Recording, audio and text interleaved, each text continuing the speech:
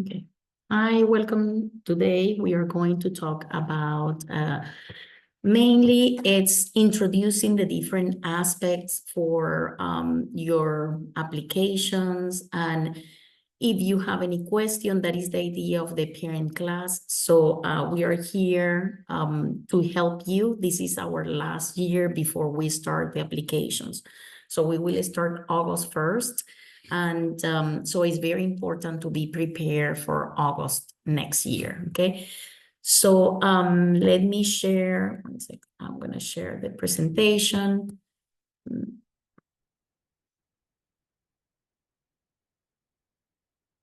Okay, okay. Okay, so now the first thing we are going to talk, it's about the results from the PSAT. So we had a sample of 61 students who actually took the test here at Info College. And this is, it's mainly for you to know more or less where you are. And this is the second time that you take the PSAT. So if you didn't do anything different, the score may be, the same as last year. So the idea, of course, is to prepare, for the SAT. We know that the PSAT is mainly for, so it's a practice test for you, and it measures, so more or less how you are. So in the two sections, reading, writing, and math, so it's gonna tell you, what are your strengths and weaknesses. So we would like you, like to take it seriously, because the SAT, it's actually weighs a lot in the application process. So I would say it's mainly one of the main filters of the application. We know that it's the combination of your ranking plus the SAT, what is going to give us a sure admission in some of the public universities in Texas. So for us, it's very important, like the combination. We know that you have been working, like hard 9 and 10th grade, also with extracurricular activities, volunteer time.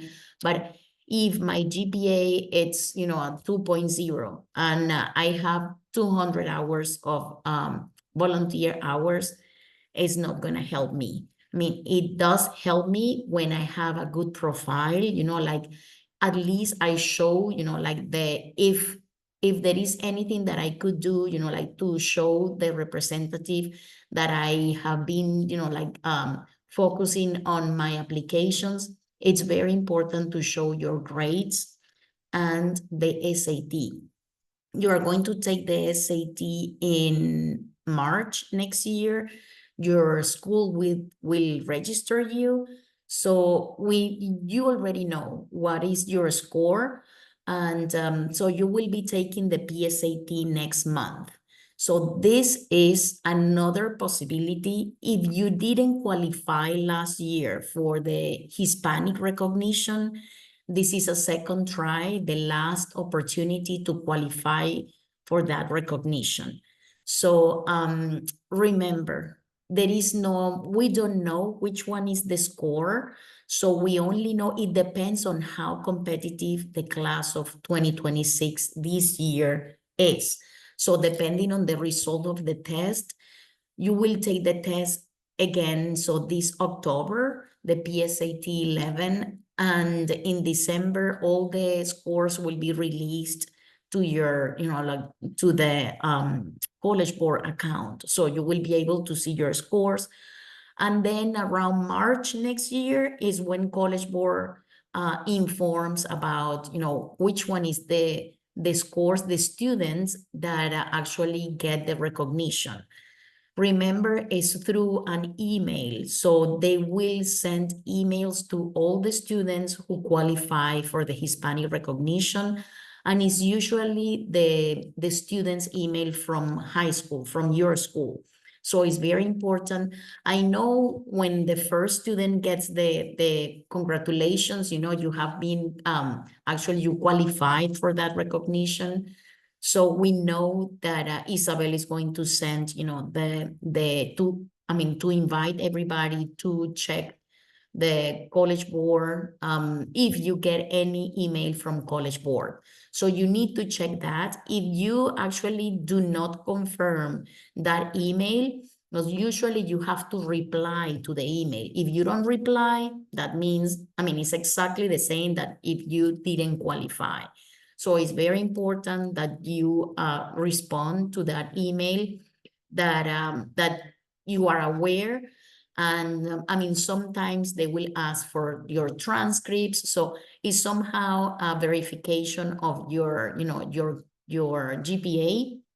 And and then in around June is when you get the certificate of the award. Okay. If you qualified already last year for the PSAT's Hispanic recognition, so you have it. You should have your diploma already in your College Board account. And then in the applications, they will ask you, like if you qualify for that recognition. So you will say yes. And if they would like, to see that certificate, so you can show it to them. But that's each university has different questions. So you will be asked, if you had qualified. So you will send that to the universities if any of them will ask for it. Remember, some universities, it looks great, but also some university may offer you scholarships because of that test, because of the results. So try to do your best for the PSAT. And if you feel like, I am in between, when the score is lower than 1,000, so we have to do something. So we have to find, some tutors. I know Isabel has, a list of students that are tutors, or we have also, we have been working with Monse Torres since a long time. Also, there are a few other tutors that we can give you, the contact. And it's very important to prepare. It's actually, to me, it's an investment that is worth it, invest your time and for that test, because it's going to help you a lot. Okay. Sometimes, showing if my GPA, it's not, I'm not in the first ranking, in the first quartile. I need to show the university somehow that, maybe my grades are not so good, but if I do well on the SAT, so I have a lot of chances to get in. Most of the time for scholarships, it's mainly, they ask for the combination of being in the first quartile plus a good SAT. So when you see let's say some of the requirements from the universities, sometimes they will tell you, okay, if you are in the first quartile, no minimum score to be accepted for the SAT. That's true, but to be honest, make an effort to have the best score you can. Even though you see that, like there is no minimum score, it doesn't matter, my score, I'm getting in. Yes, the idea is to get in, but also to get scholarships. So you will be, of course, we want to get in, and at the same time, we would like you to get offers of scholarships. So make an effort for that test. Now, some students were asking, how many times can I take the SAT? So let's look at let me see, I'm going to stop here. Let's look at all the tests. Remember, you have around, I would say around 7, it's usually 7 times a year that you have, let me see here, that you have the possibility to take the SAT. Of course, you're not going to take it so many times, but what we want you to know is we would like you to plan in advance which one is the SAT, that you are planning to take, okay? So what we want, let me show you. So if you just type in Google, so SAT dates, let me see, SAT dates and look at the College Board account, I mean, your College Board website. So if I look at the official College Board SAT, I am going to see sorry, let me share the screen. Okay, I will see all the possibilities, for the SAT. That's what we would like you to plan in advance. What are your thoughts about, like when would you be taking the SAT? Right now, the next possibility we have is October 5th. I mean, there is no need to do that one. This is mainly for our seniors that are still, trying to enhance, to improve the SAT score. So we have then, let's say December might be a good, let's say it depends on you. If you want to take, depending on which math are you taking, the SAT has a lot of, one of the sections that are very important in math is Algebra 2. If you already, took Algebra 2 last year and you're taking pre-calc, so you may, take the opportunity maybe to register for December. That would be, you won't send the score to the university. You will send the score next year in August, when like, okay, this is my best score that I have done, like throughout the whole year, then we will send that. So right now, if you register, let's say, if any of you would like to register for December, there is one question that they always ask, if you want to send the score to the university in advance. So when you register, they give you the possibility of sending scores to 4 universities. Actually, you don't want to do that because you don't know how your score is going to be. So it's better, to say no to that question. And then once you have, let's say, 3 or 4 SATs that you have done, you will decide which one is the one that you will send. And you will do that next year in August, okay? It doesn't make sense to send it now. It's too early. So it's not, your application process has not started yet. So if you try to see the universities, they have it open only for the class of 2020.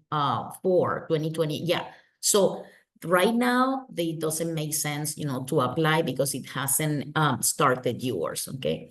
So, all right. So we have then December. So you may register. When you register, it's going to be always a Saturday. So when you take it at school, you will be taking it next year in March. It's not March 8th because this is a Saturday, but the school will register. So please do not register in March because you will be taking 2 tests more or less at the same time. Okay, so we don't want to do that. It's better, like you take it in March at your school, and then you will decide if May or June will be a good time for you. Some of you are taking AP classes, and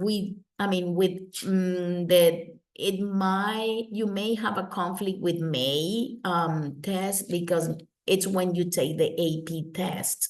So usually, like to get ready to prepare for the SAT, you will need, I would say, try to start now, like every Sunday, at least take some practice tests. And I'm not saying the whole test because it's too long, but at least start with some of the, practice of different sections of the SAT.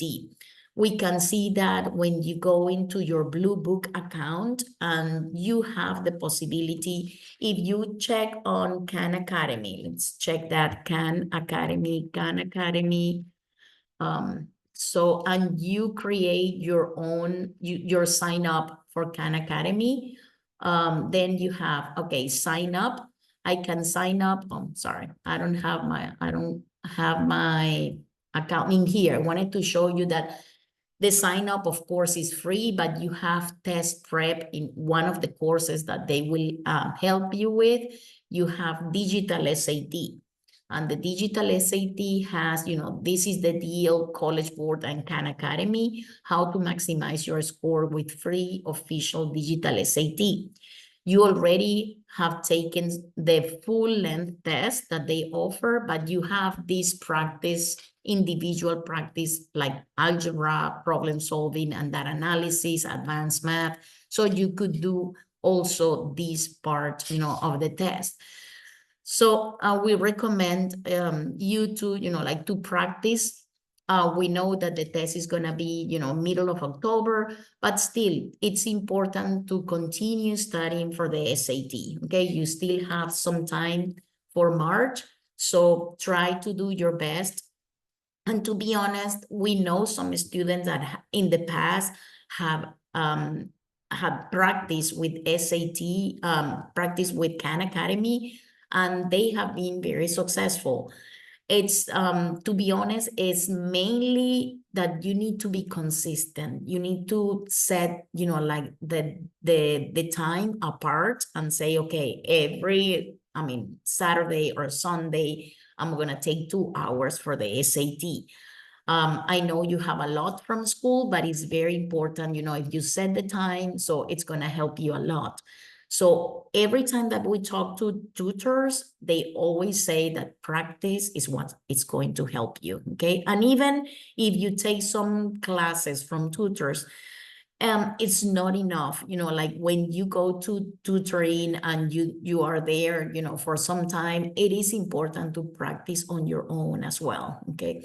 So definitely this is the time of the year that you need to start, if you haven't set a time, like for studying purposeful for the SAT, please do so, because it's going to help you a lot, okay? If you need any help, so we have, as I said before, I know that Isa can give you some contact phone numbers, and you can try different, like people that probably, if you feel like which one is the one that fits better for you, okay? All right. So any questions about the SAT? So you see that you have all these chances for the SAT. You have December, March. Okay, March, we said that SAT will be provided by your school. No need to register. Maybe June. And then again, the cycle continues. So it's going to be, right now we don't have the date, but it's going to be August, at the end of August 2025. So we know that next year you will have the possibility. That is, I would say, a very popular test, because most of the students will focus on during summer to study for the SAT. If you feel like, okay, your score is not what you can still show the university what what you are capable of. So then end of August will be a good time, to take it. So we still don't have that date. Try not to register too late. Usually it's like in here, if you see March, so like November, October, they give you around 2 or 3 weeks before the test.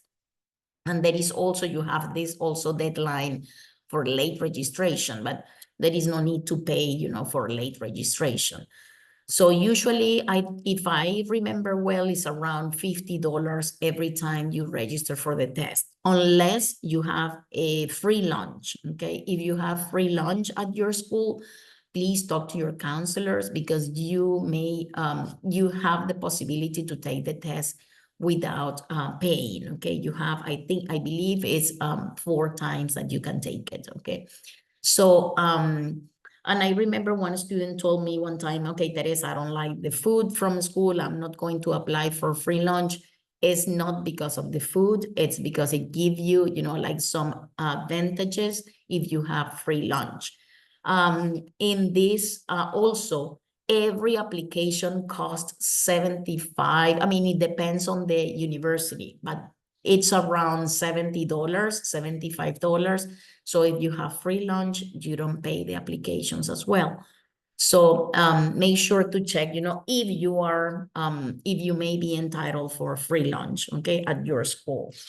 Okay, let me know. I'm sorry, I am not looking at the questions. You can interrupt me. Yes, do you have a question? Okay. I'm sorry. Okay, I don't see. Okay, let me know if you have a question. Tere, I have a question. Sorry, how are you? Of course, yes. So just to be clear, my daughter is doing Algebra 2 this year. Okay. So if I understood correctly, the best thing for her would be to wait until they take it in May with the school. That would be her first time taking it. Yes. And then from then we'll see what happens, right? Yeah, I will definitely would wait a little bit because it has a lot of algebra too, and I don't want her, like to be discouraged. So it's better, like to wait for March. And then once she gets the score from, it's usually 3 weeks that we get the scores. After 3 weeks, the score will be in the College Board account. So then she could decide, okay, I'm going to take it in June or August, but usually that's a good plan. I would say that I will wait for March. Yes. Okay, thank you. Of course. All right. Okay. Then remember, the application consists of 3 different, like independent processes.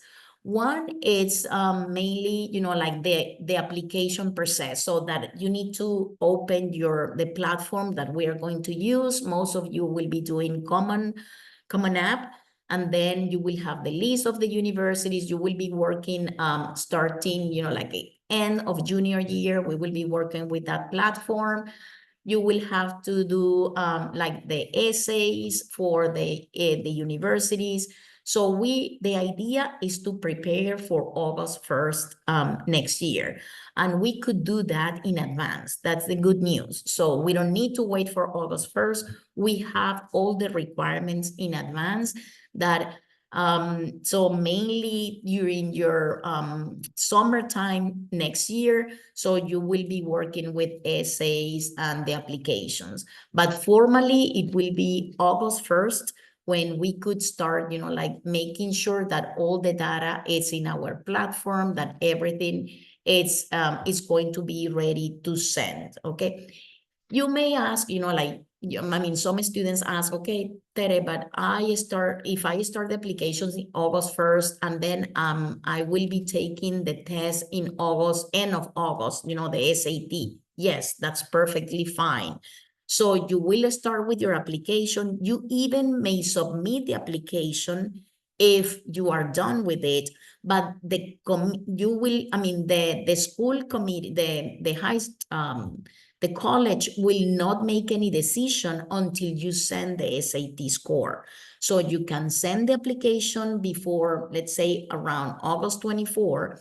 It usually takes some time until, let's say, that we check the essays, that we check all the applications, that we make sure that everything has been completed, and then you can submit the application, but the university won't take any decision if you haven't sent the SAT score. So ideally would be like if I had the SAT score that I want to send to the universities, like my last chance will be June 7th.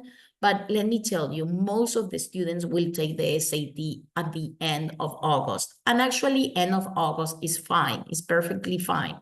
So we will get the scores around middle of September, and then we can send it to the universities, okay?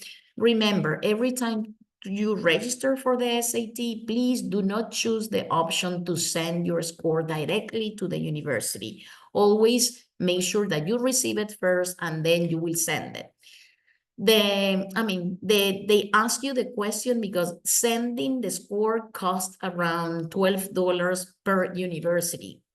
But to be honest, I think it's worth it to wait and then, like to set that budget apart. So it's $12 that you need to spend sending the score to the university. So I would prefer to wait, like let's say I took it 3 times, and maybe the second time that I took it was the best, then I will send that score. Middle of September is fine. So don't worry about it. So remember, if at any time you need help with the SAT, let us know, okay? We can give you some contact numbers that we have, okay? All right. So this is all regarding the SAT, and I mean, good luck for the PSAT. We know it is worth it, you know, like to try hard, because some universities may give you scholarships, okay? Okay, let's see, let me go to my presentation. Okay, so we have then this year, besides the Hispanic recognition, there is another recognition. The test is called PSAT 11, is called NMSQT. It has a slight difference in between the PSAT 10. The structure is exactly the same. That, I mean, there is no difference in the structure and the time, but there is another qualification, which is National Merit Scholarship Qualifying Test. So this is not easy to get. You need to be in the top 1% of the best scores in your school, so to be a finalist for that test. So usually if the test maximum score is 1520, is close to that, you know, 1500. So, but it is possible to get another award if we have this, if you are in the top 1% in your school, okay? Actually, some you will be a semi-finalist, and then it's like a competition, because you need, if you are notified that you are in that 1%, so you will get into a competition. They will tell you that you have to do essays in order to continue to see if you will be one of the finalists for this qualifying the scholarship mainly, okay?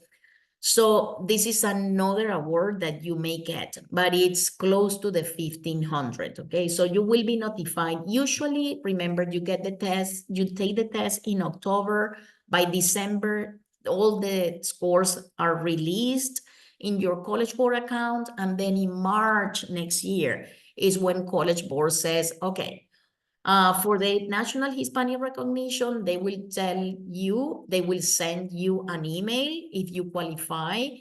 And mainly they will say, you know, like, okay, okay, congratulations, you have the qualification, you have been qualified for the test.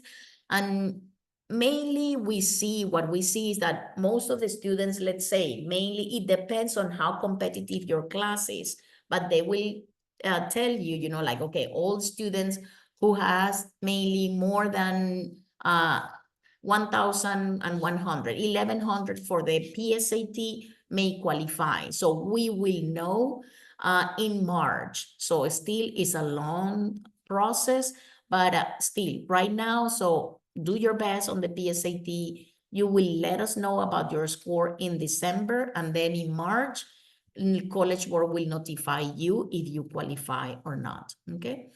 So, okay, so basically, what are we going to do this year? So there is a process that we call Ubicatex. Mainly, it's to know for each one of you where you are, where are you standing right now? What are your academics? Okay, so we need to know in here, so the GPA, the ranking, of course, and your SAT. Right now, it's too early for the SAT. We will meet with you individually next semester. Once we know the SAT score, so we have one meeting. It's either April or May that I know that we meet with you individually, because it's very important for us to know, okay, which one are the universities, you know, like we suggest some universities to you depending on your academics, and also the major that you're thinking of. So each university has different requirements, and we know what are some, you know, like our best rank depending on the major you're thinking, and what are, you know, like those that you may try that is worth it, you know, to pay the $75. I know there is a budget. We know there is a budget for each, you know, each one of you, but still, I mean, we will recommend depending on the student, but usually we recommend 2 or 3 safe universities on your list. I mean, we can, right now, we are going to have, like we are going to work with the list of universities. So the next class is what we are going to do is to see, okay, what are the best universities for your, the major you are thinking, how is your PSAT score from last year? Based on that, we can, suggest some of the universities for you. But until we don't have the official SAT next year, so we cannot say it's a safe university, okay? Because we need that SAT score in order to say that is safe for you, okay? So usually we suggest 2 or 3 universities that are safe. And then we understand that you bring some universities of your dreams, and that is perfectly fine. So we don't know sometimes, the university are looking for your profile. And like previous years, some that we know, okay, UT Austin's, for instance, we know that is very competitive. Now the ranking has changed, like if you are in the 5%, now it's gonna be safe for you. Otherwise, maybe target or reach. We classify it as safe, target, and reach. Safe, we know that with your profile, we know that you will get a letter of acceptance. And when I mean the profile, it's usually your ranking plus the SAT. So right now we only have the PSAT score from last year. But some universities may offer you the possibility to apply without the SAT. What does that mean? That let's say that you try 3 times the SAT, you don't see, you have tried with different tutors, you try all your best, and you don't see that you get better in the results. So you may apply to some universities. Not all of them actually give you that possibility, but in most of the university now, they want you to send the SAT. So it's mandatory for some of them. But let's say the University of Houston still has the possibility to apply to show only the unweighted GPA. Your unweighted GPA is the one that they can, let's say, mainly compare you with all that is under the scale of 4 for like nationally. So they can compare you with any other students from other districts, other states. So that's the way that they can, like decide, okay, if this student, but usually it's having a 3.8 or 3.9 on your GPA, unweighted GPA out of 4. So it's not easy. Most of the university want you to send the SAT score. Okay, so try your best, okay, for to prepare for that SAT. So of course we are going, we talk about location, and most of the, for us being in Texas, definitely help us, like when we apply. Texas has a lot of good universities, excellent universities, and I'm sure we can find a university that you will be happy there. So even, I know some students are thinking of medicine, so some of the majors are very long. So usually what we suggest definitely is to study in Texas, at least your bachelor degree, the first 4 year of your career. And then, like if you are going to do a specialization to continue,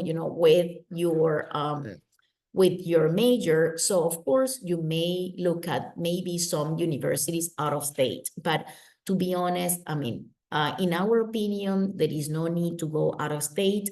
So if we stay in Texas, so the advantage is we pay in-state tuition. But when we look at some universities out of state, of course, we will have, the out-of-state tuition. I don't want to discourage anybody. The idea is to check if there is a university of your dream that is out of state. Please, let's have it on your dreams university, on your reach, on the list of your reach universities. So those might be a little bit difficult, not because you don't have the grades, but mainly because of the, the cost of attendance of that university, okay? So if you see what we check here is academics, so GPA, SAT, ranking, of course, then location, where do you want to go? Of course, most of our lists are going to be in Texas, but if we wish, to apply out of state, it is worth it as well. So we don't want anybody to feel like, I never tried. So that should not happen. Like we never know. We had some students that they had applied out of state, and some universities actually have given great scholarships for the students. Remember, there are two ways to get a scholarship. One is based on your merit, on your academics. So how your grades are, grades, GPA and SAT, the combination of those two. And the other one is based on financial need. So depending on the cost of the universities, I might be entitled for financial aid, okay? So don't, don't get yourself, discard from, I'm not gonna do this because it's too expensive.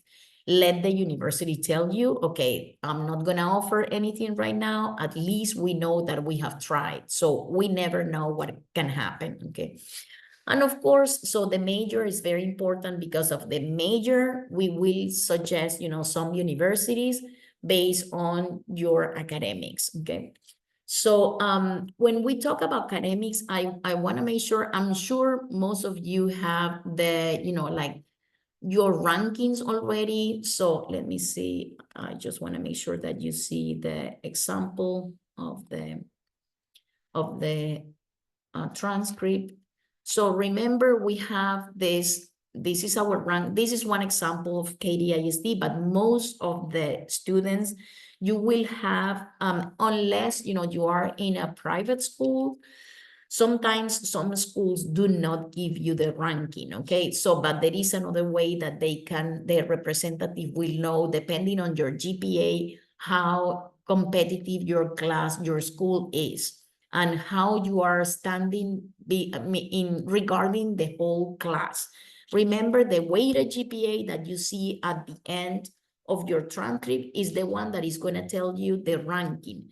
So my weighted in this case is, the scale is 5.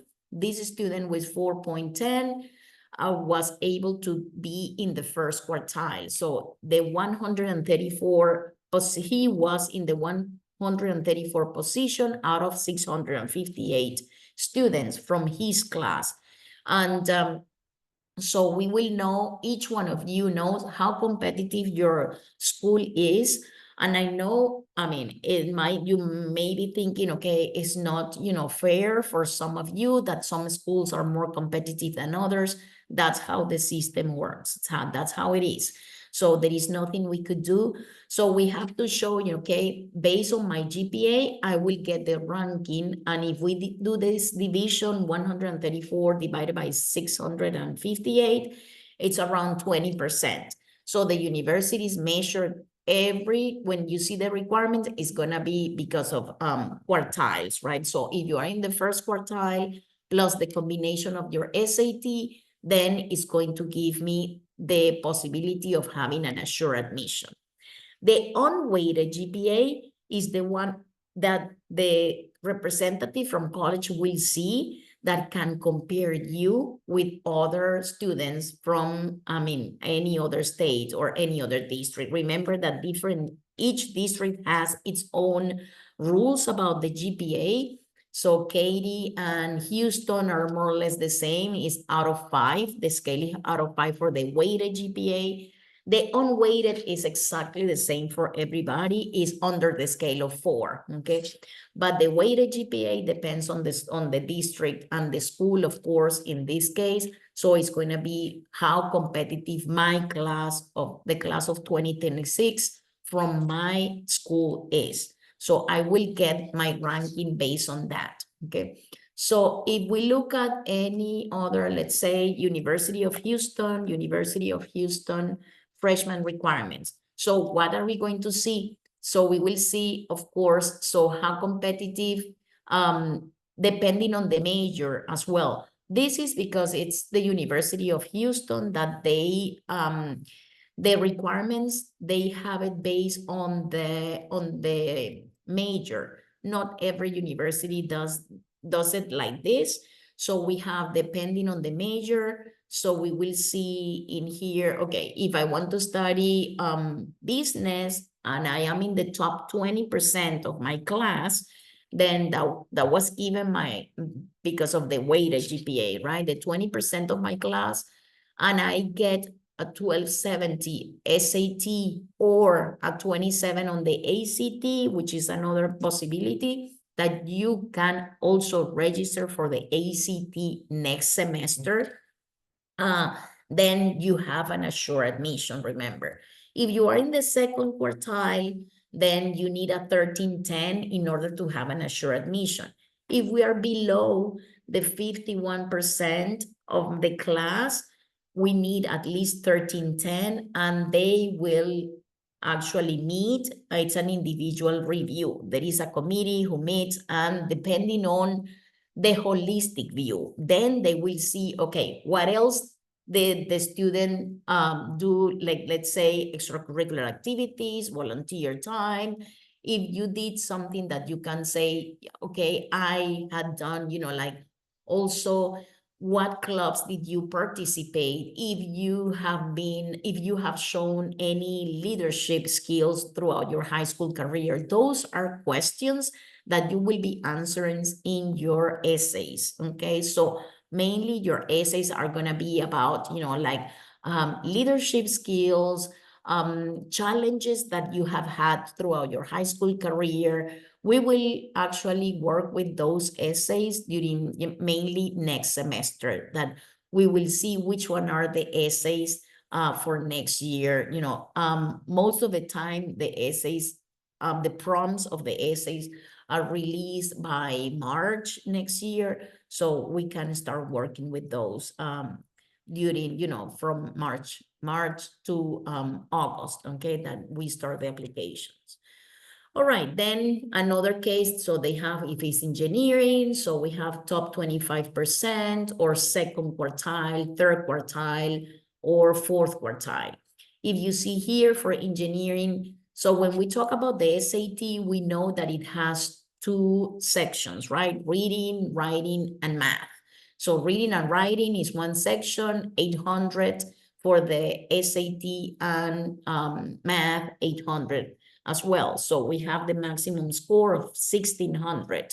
So we know that they ask not only to be, strong in math, they would like you to have a minimum of 630 on your SAT of evidence of reading and writing as well, okay?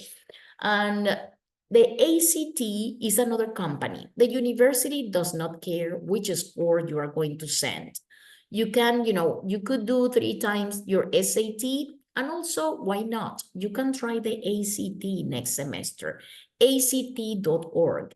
You can register yourself and take it. You are not going to send the score, okay? But it's another chance for you to see this. The maximum score on your ACT is 36. For some students are somehow is somehow easier the ACT. It has the main difference is that the ACT has a science section that the SAT does not have. And the question somehow, what we have read is that the questions are somehow easier to understand, but you have the time is, the pace in the test is fast. So if you think you are, like a fast thinker, so maybe you could try, like, why not? You don't lose anything. You may have, you at the end, you decide, you know what, I'm going to try a second time an ACT instead of the SAT. Most of you will be taking the SAT because you already know the structure. You took it last year, the PSAT. You will be taking it next month, and then in March, your school is going to provide you, it offers the SAT, the official SAT. In some districts, they offer the pre-ACT, and in some cases, they offer the ACT. To be honest, in my opinion, the PSAT gives you the possibility of qualifying as Hispanics, most of you. So you have the possibility to qualify for the Hispanic Recognition Award, while the ACT has not such a qualification. So that's why I would say, I mean, the PSAT is very convenient for us, okay? All right, so this is example, these are some examples of, you know, like to get into college, depending on the major, may vary my requirements. You see, in this case, for natural science and mathematics, so you have the top 25% is 1170. It's not as hard, you know, as the one we saw before. Or if I want to study, let's say, music, we saw here for the, let me see, the College of the Arts, like art history, dance, graphic design, music therapy, performance, painting, those have also a different score. So it depends on your major. So that's why it's very important to meet individually with each one of you to know, you know, what do you have, and what is your ranking, SAT. So we will, you know, start working with the list of the universities, but mainly, I mean, we would like to get the score. Once we have the score, is usually around April next year that we have an official SAT, unless you take it in December and you have, you know, like an SAT score by January. But to be honest, there is no need to rush. It's okay. So you will be provided with the SAT in March, and then we can sit in April to see, okay, what is the next, what should be, you know, the list of universities that I will be having more success, okay? Okay, questions about any requirements? Okay, I want to show you not only U of H has a different, well, I didn't show you regarding the requirements. When I said that some of you may be applying without a test score, this is what I meant here. And when you see the requirements in this case, so the College of Business, they ask if you are in the top 20%, and you have a 3.8 unweighted GPA, that means out of 4, right? So you will have an assured admission.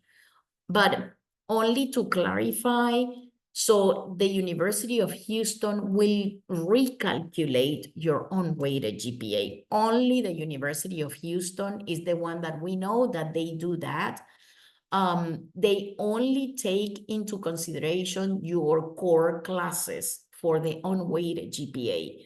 So only your English, math, social studies, and science scores, okay? The grades that you have in those classes are the ones that are considered for the calculation of the GPA.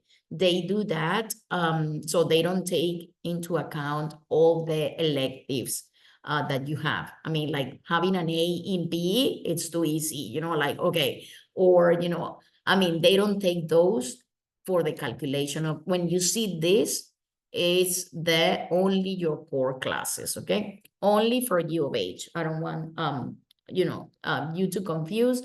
So, then if we see another requirements, let's say Texas State, freshman requirements, we are going to see that they only give us one big table. It doesn't matter which major you are going to study. So they will tell you, okay, what do you need? So the standard for most of the university, they call it 4x4. You need 4 English classes, okay? So 4 credit of English, 4 credit of math, so which is algebra 1, algebra 2, geometry, and 1 more advanced class, 4 credit of science, biology, chemistry, recommended physics if possible, and any other science class, and then 3 social classes, courses. Most of you will have 4, which is perfectly fine because, I mean, for the endorsement that we have in Texas, so it's something that we recommend you to have. Some of you may have also, it says 2 credits of, let's say, another language, of course, other language. So in this case, so you may be, studying for a credit of Spanish or any other language, which is convenient because the 2 last credits for Spanish, we know that are advanced classes. And if you are good with that, it raises our GPA. So we're fine with that.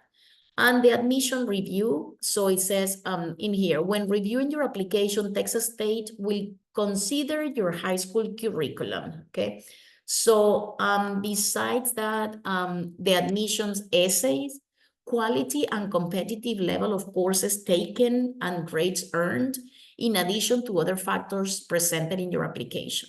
We strongly encourage anyone who is not offered freshman admission to attend another college, complete 30 hours of transferable credit with a minimum GPA of about 2.25 and apply for transfer admissions. This is more or less how it works for all the universities. If you don't get the acceptance letter the first year, you may go to a community college, let's say, which is an open enrollment, and then to study 1 year or 2 years, so to have at least 30 credits hours to be transferred to the university. If you are here, our main goal is we would love each one of you to go directly to the university with scholarships. So that's the whole idea, like to encourage you to try hard in order, like to get those spots for you. And of course, the idea, we know that the cost of attendance for the universities are very high. So hopefully we can get a scholarship for each one of you. So that's, and what it's going to depend on is your grades and the SAT. Those 2 are the most important factors for getting scholarships for the university.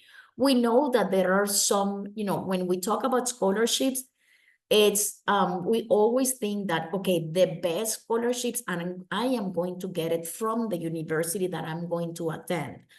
We can apply to private scholarships as well, which is, beside the universities we are applying. But we would like you to focus on the universities first, your applications, and then start looking, okay, let's see what other possibilities I have, like what other private scholarships. Maybe, we know some companies, I mean, if some of your parents are working, in a company that they offer scholarship for the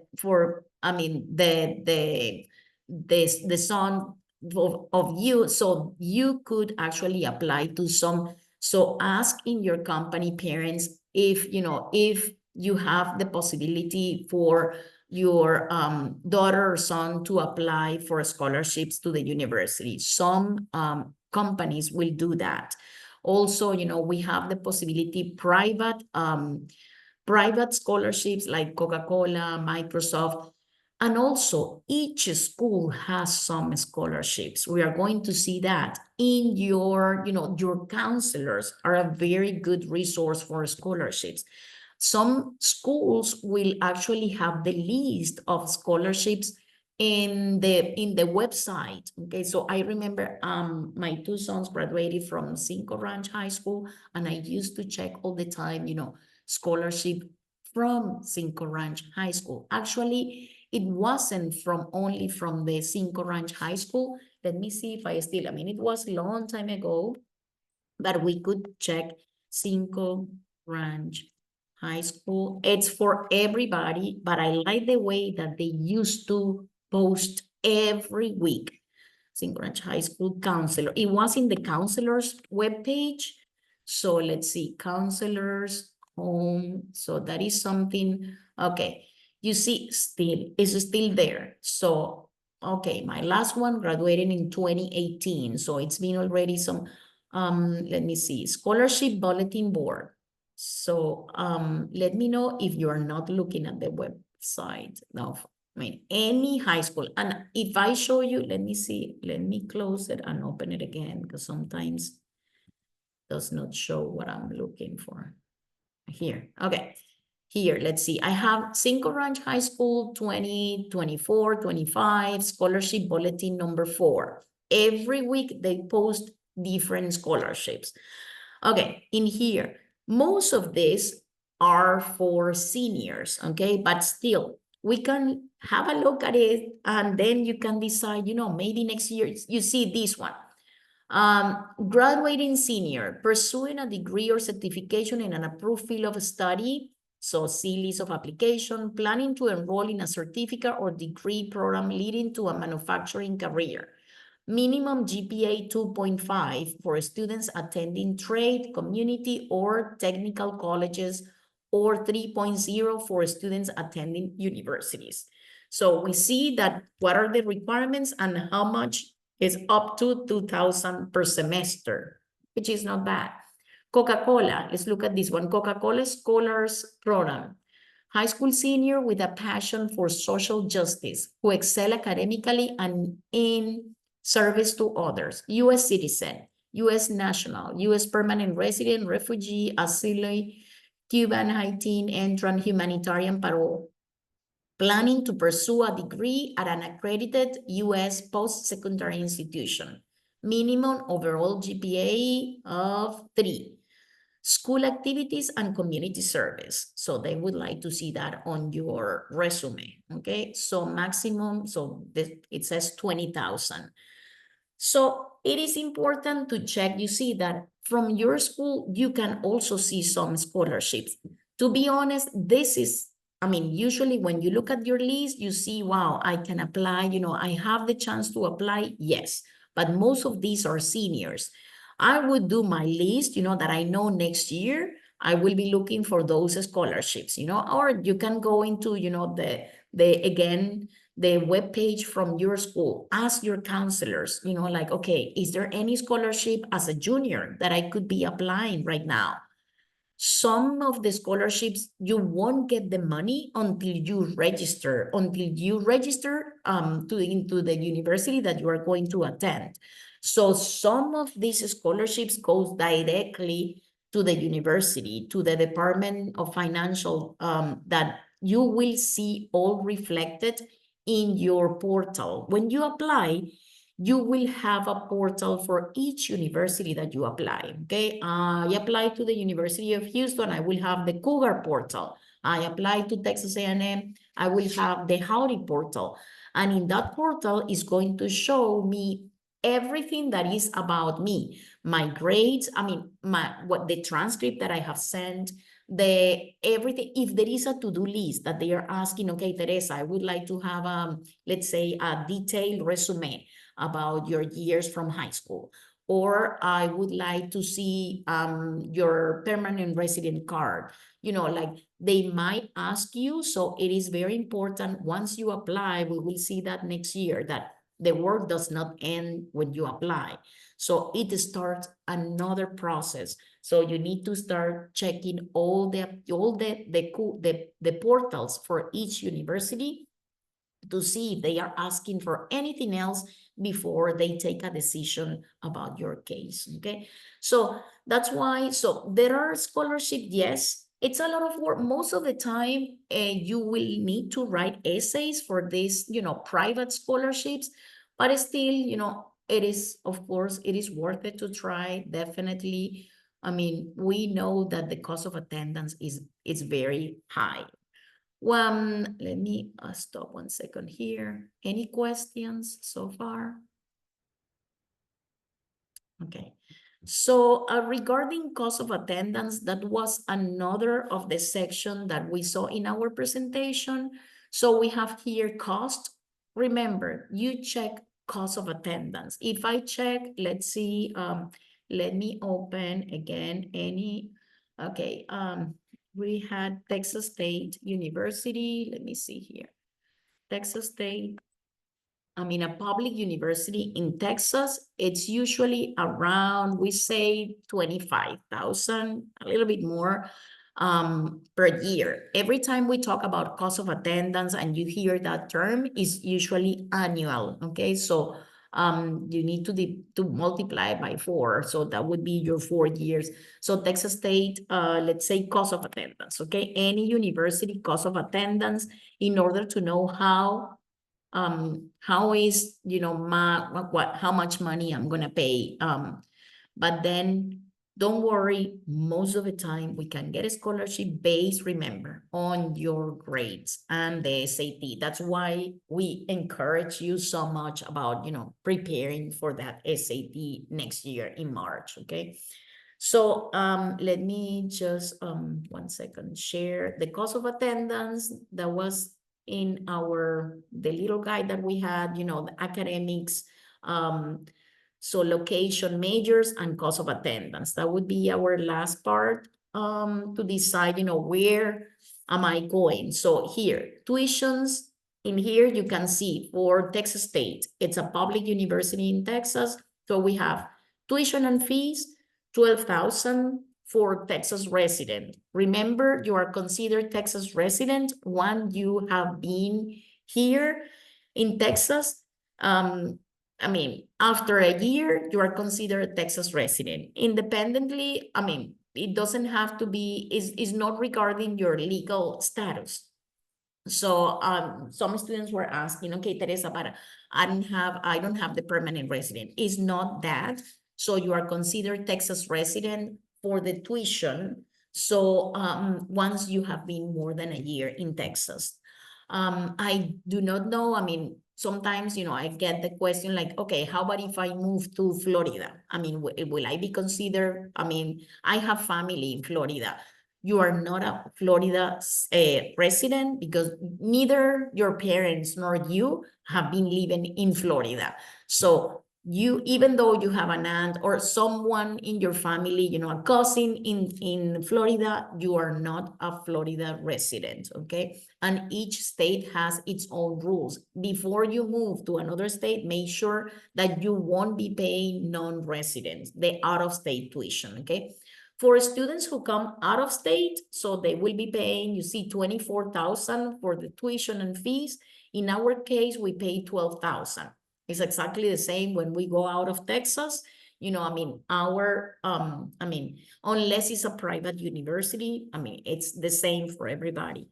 But in here, we can see that more or less, you know, tuition and fees is 12,000 and room and board. So we know that the food and so I mean, even if you are, it could be, you know, that you live on campus or out of campus.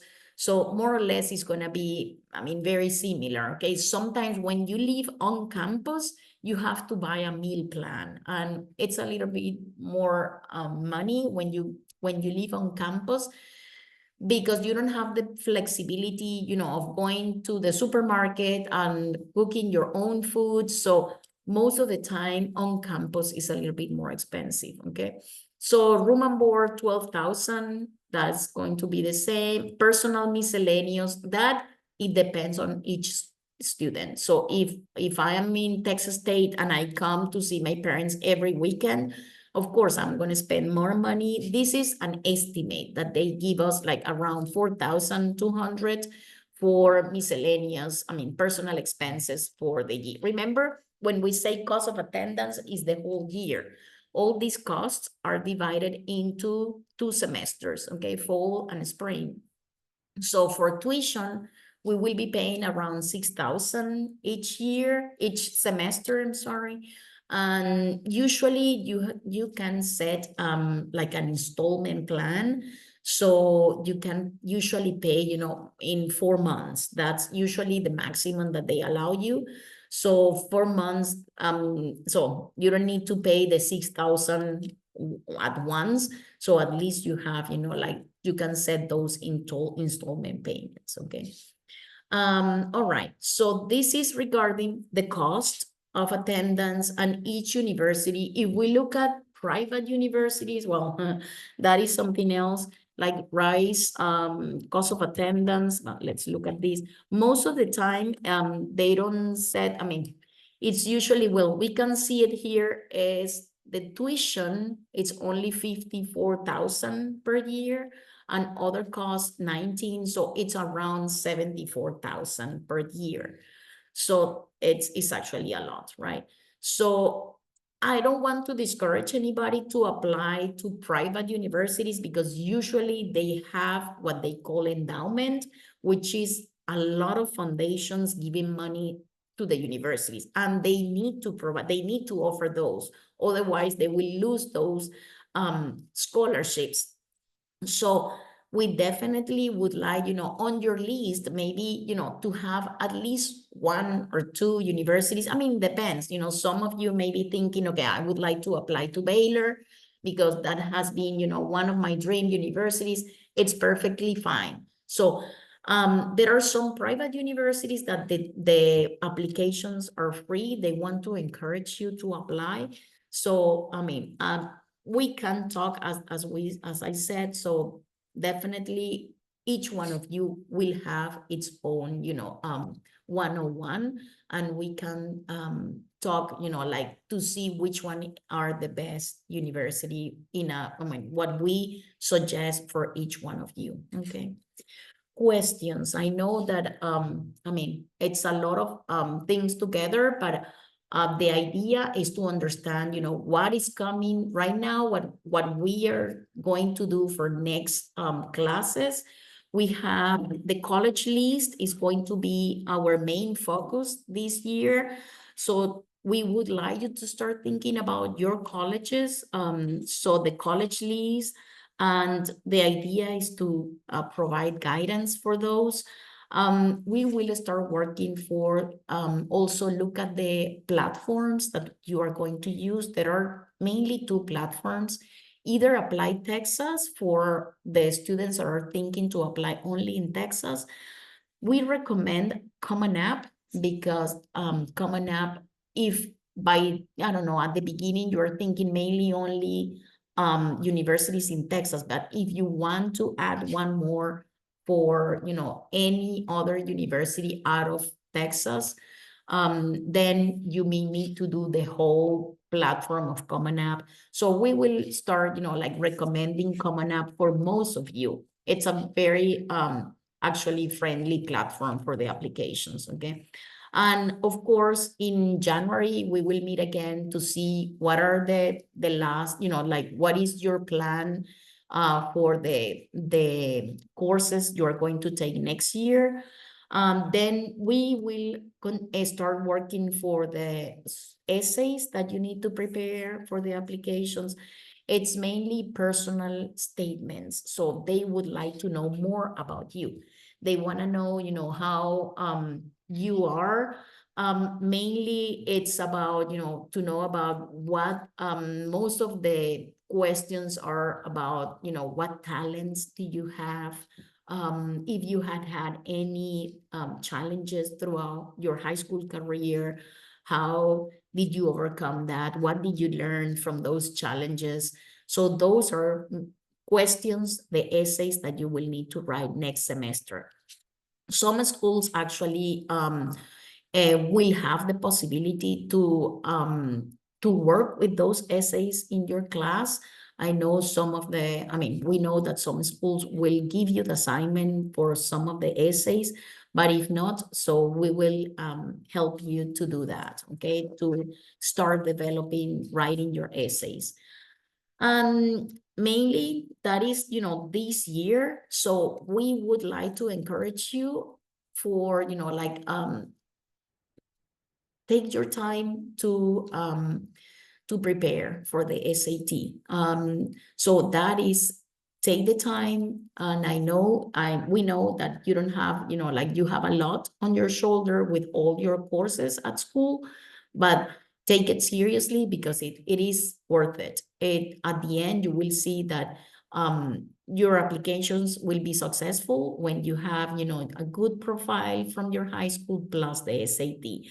And if you feel that, your SAT, your GPA and your ranking, you are not in the first quartile, again, even more, we need to show the representative that we can have a good score on the SAT in order to enhance, to increase the possibilities for getting more. But let's say that I would love to see a lot of options on your table to see which one is the best for each one of you. Questions?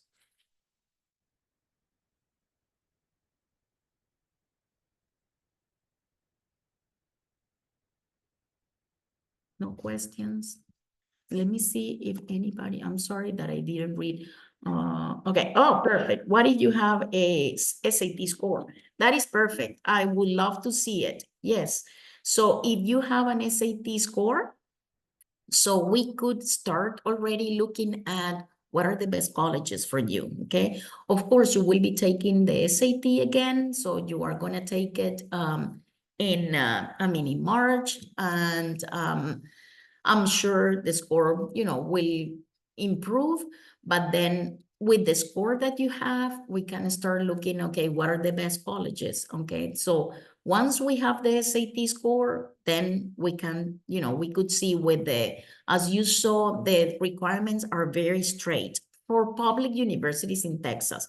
If you ask me, okay, how about Texas A&M? They don't give us an assured admission unless we're in the 10% of the class, right? But we know for experience that that if you have a score like higher than 13, let's say 1350, that's a good score of your SAT.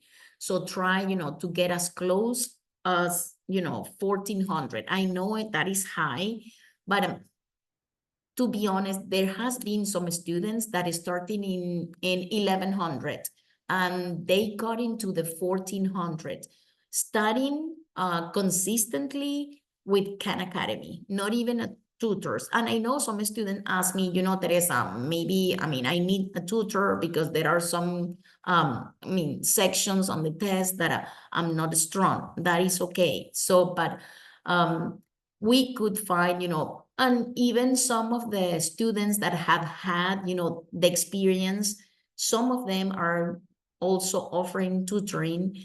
And we think that that is a good chance for you, to try and to see, if you can learn from those who already had the experience.